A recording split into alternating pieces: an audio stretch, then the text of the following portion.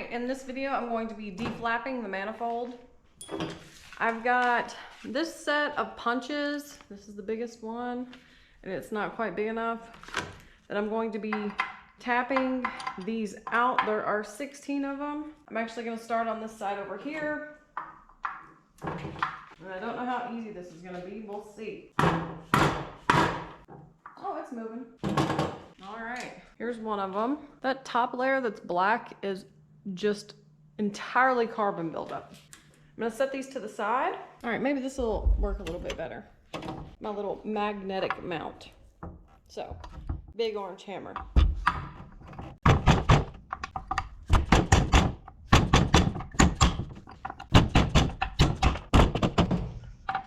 And I've got this set so that the sensors and the arms, they're actually off of the table here. That way there's no pressure or anything put on them, because I'm not replacing the linkage arms.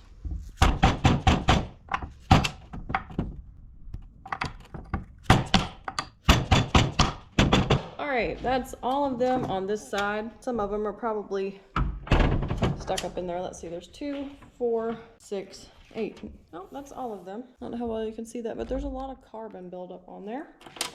Come around to this side.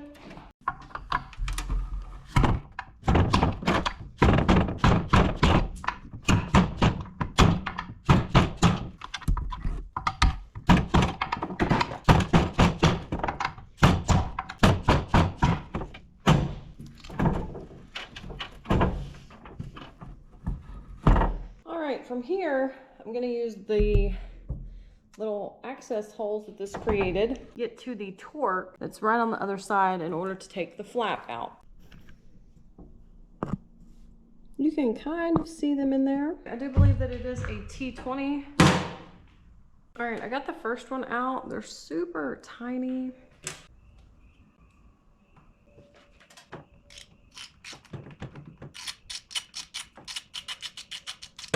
All right. Last one and the first flap, pretty gunked up with carbon. These bolts were actually in there pretty tight. They weren't about to back out or anything, which is good news. I'm gonna do the same thing to the other 7 intake ports.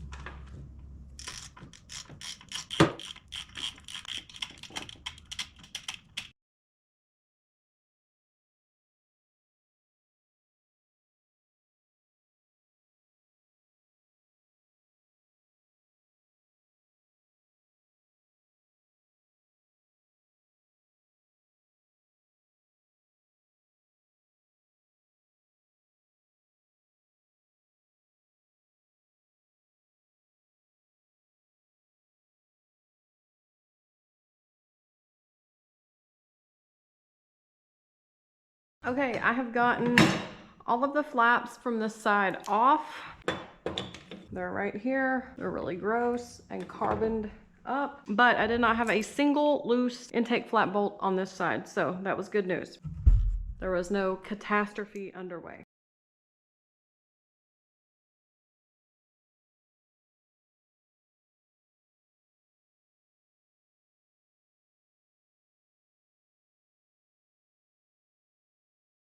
Here had the stripped out bolt in it. I'll show you that bolt in just a minute, but all of the flaps are out after, you know, a little bit of a scare.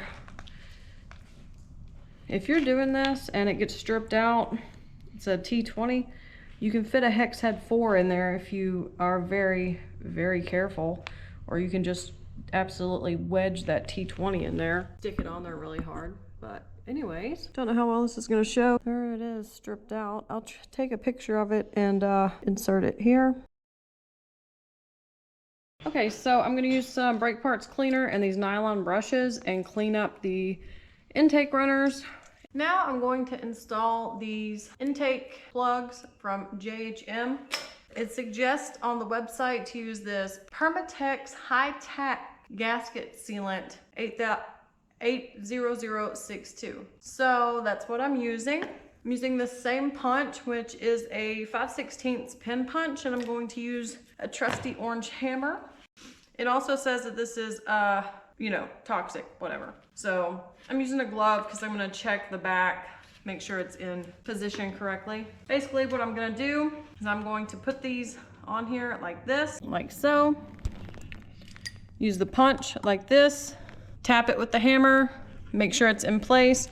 Right now it has about that much clearance on the outside of the manifold. Kind of fixed in place against my toolbox. That way I can position this so it's not sitting on the intake flapper rods, arms, whatever, and it doesn't damage those or anything of the sort. That way it's propped up and I can just have something to lean this on so I can get these into place.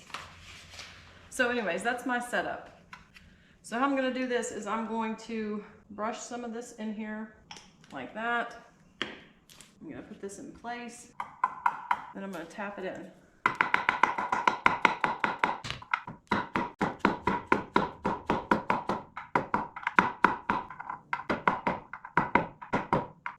All right, that looks pretty good to me. It's pretty flush.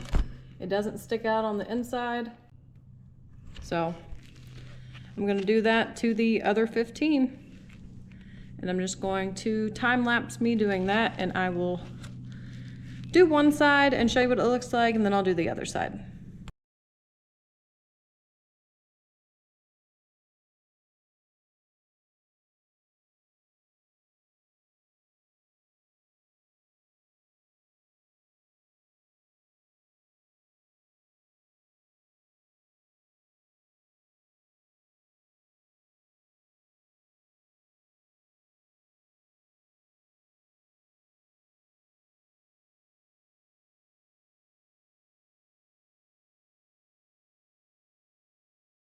All right, I got this side done. That gasket is super, super sticky and gunky. It does set fairly quickly. Like, I'm gonna let this set overnight, but I don't know, you could probably reinstall manifold same day because it seems to dry rather quick, but that's kind of the clearance that I got on all of them.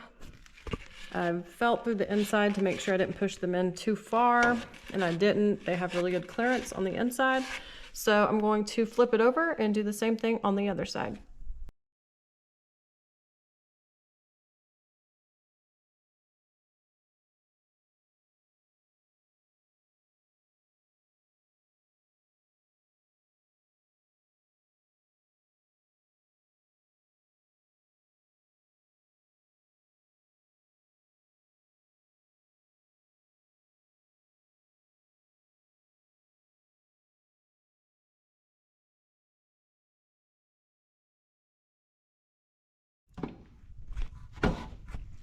All right, I've got the second side done. Looks great.